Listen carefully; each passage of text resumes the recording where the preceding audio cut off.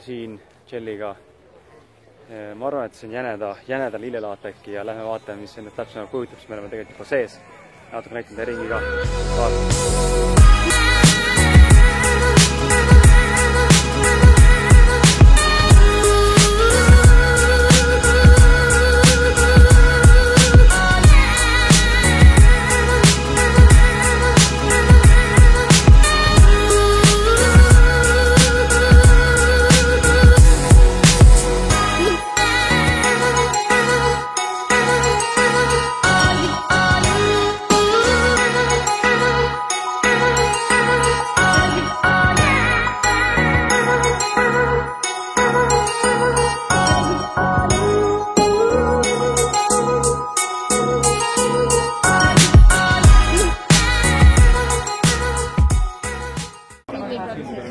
Proovime siis šokolaadikreppe või krappe või?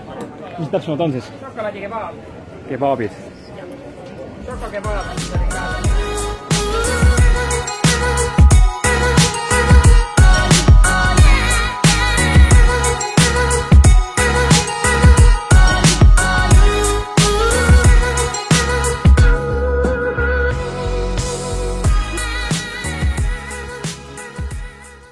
What's up YouTube? Minu nimi on Kris Kala, raamatu Mõistmas, kes ma olen autor. Ja ma olen tagasi oma hommikuselt turukülastuselt koos Jelliga jäneda taime- ja aianduspäevalt.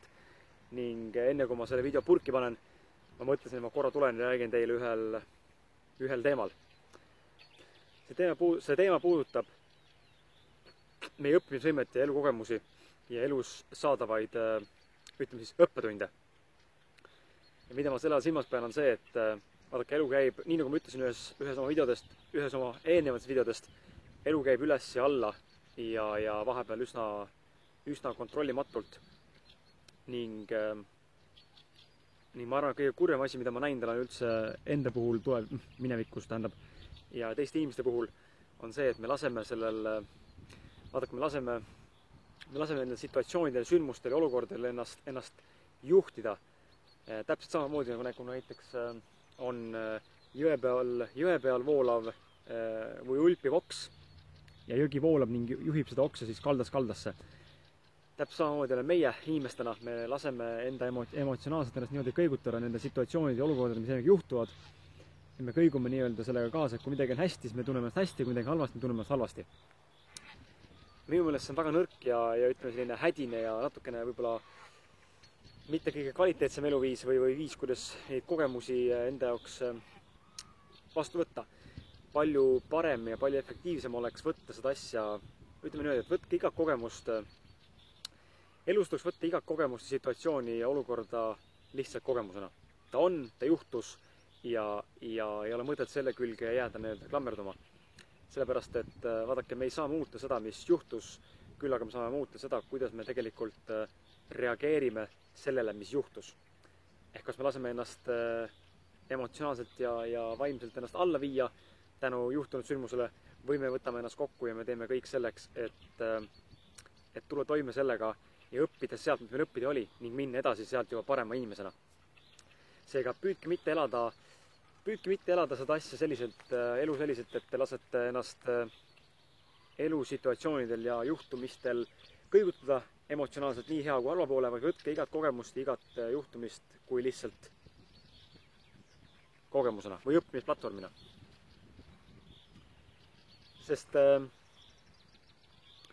Sellepärast, et vaadake, elu on nagu kooliski, et me kõik oleme ja edaspidi satume kokku ka selliste erinevate, ütleme siis, õppimisvõimalustega ja õppetundidega.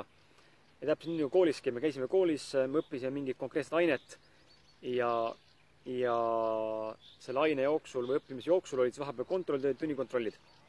Ja täpselt samamoodi elus. Me õpime pidevalt iga päev ennast paremini tundma ja tundma seda maailma, mis me ümber on ja sealseid inimesi, kes me ümber on.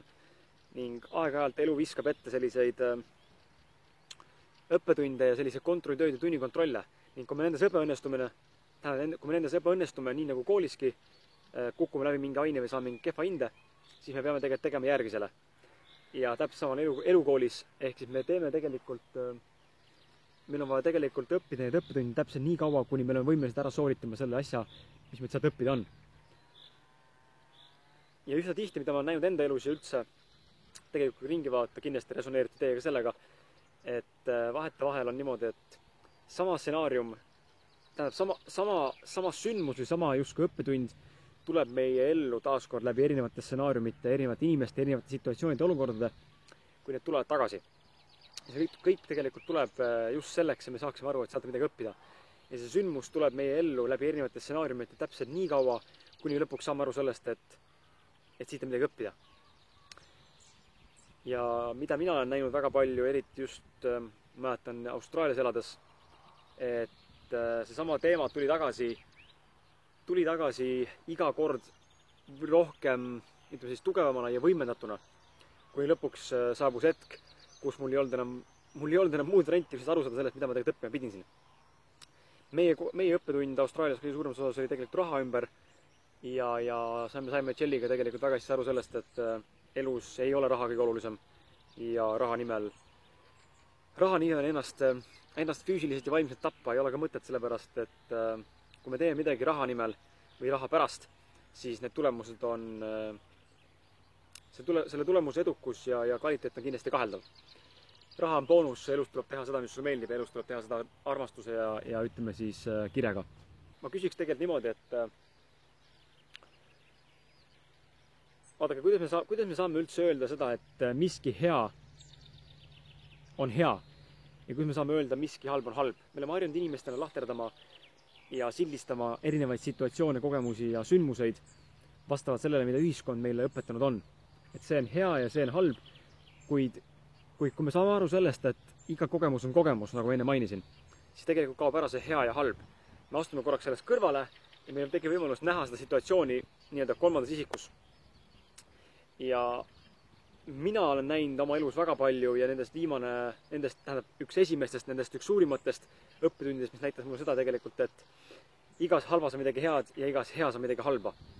Ja mina nägin seda siis umbes 7 aastat tagasi esimest korda, kui ma olin lahku läinud oma ühest tütarlapsest, kellega siis oli mul esimene tõsine suhe ja pärast mida tegelikult minu jaoks oli see äärmiselt masendav ja ütleme siis südantlõhestav sündmus, kuid mida ma tol hetkel ei näinud, oli see, et tegelikult seal oli ka positiivne külg.